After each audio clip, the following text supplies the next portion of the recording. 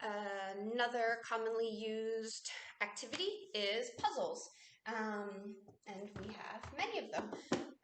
Remember to be sure that we're putting them away as cleanly as possible. I don't know how to say that.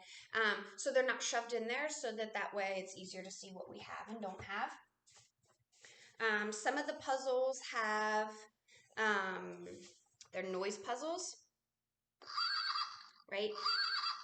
So it's important to know your learner. If they like that, awesome. If that's aversive, not awesome, right?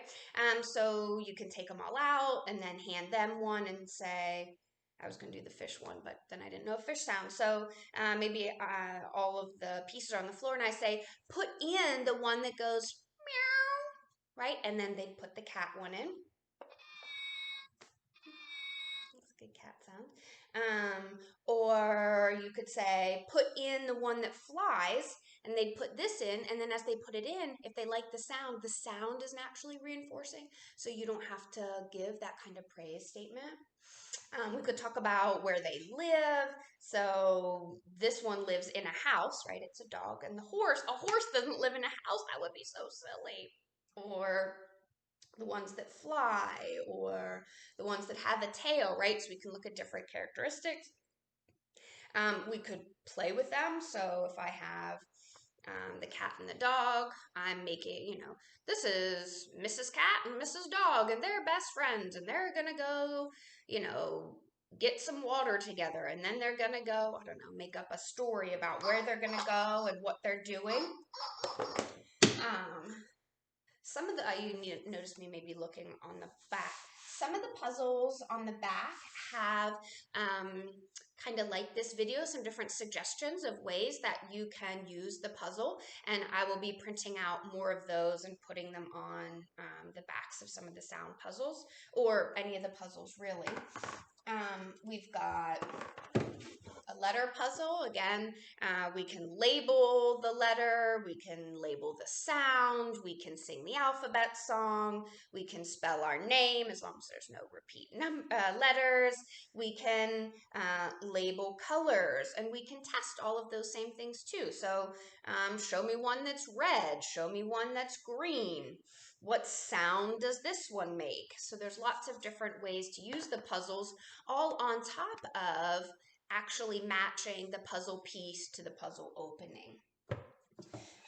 Remember that those chunkier puzzles are often easier than like a puzzle like this that's a jigsaw puzzle.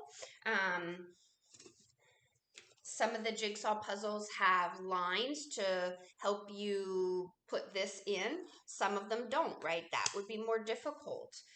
Doesn't mean it's not doable. We can count the number of pieces before we put them in. We can, once it's put together, we can label the characters and make up a story. Of course, I picked one that, I know it's Lion King, but I don't know if this is which version, but so let's say this is Simba, and Simba and his little buddy are here, and they just got back from running a race, and they both, this one won, so he's smiling. I don't know, come up with a story. You can always throw the pieces for our littles. That's always a big hit. For the letters, you could also come up with something that starts with those letters. We've got numbers. Again, you can label the numbers. This one has like lines, so you can practice tracing it. We can do colors. We can, there's so many different, we could take the number 1 from the puzzle and pick one puzzle piece from another puzzle. We've got Wow Wow Wubsy, right? So you can also pick some that has a character that they really like. So maybe they need to work on letters. We want to do some of that teaching, but they love Wow Wow Wubsy. Awesome. Let's use a little pre-map. First letter puzzle, then Wow Wow Wubsy, right? And so we can